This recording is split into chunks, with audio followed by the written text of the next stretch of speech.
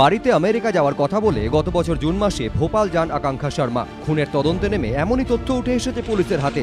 কিন্তু সেটা নাকি উদয়নের ফ্ল্যাটে আকাঙ্ক্ষার প্রথমবার যাওয়া নয়। হ্যাঁ, সাকেতনগরে উদয়নের এই ফ্ল্যাটে আগেও অনেকবার যান তার প্রেমিকা আকাঙ্ক্ষা।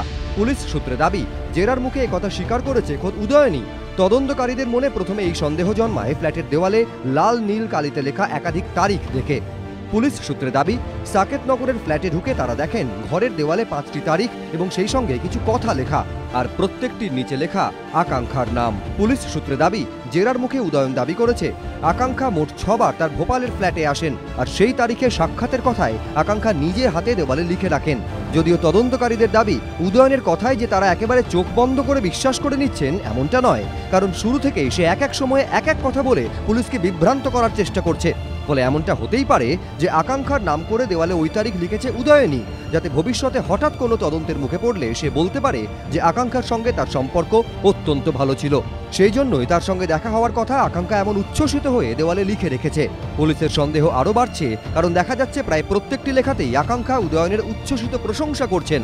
একটি জায়গায় তো আকাঙ্ক্ষা এমনও লিখেছেন যে ভারত ছাড়ছি, কিন্তু আদৌ তো আকাঙ্ক্ষা ভারতের বাইরেই যাননি। তাহলে কি করে আকাঙ্ক্ষা এমনটা লিখবেন?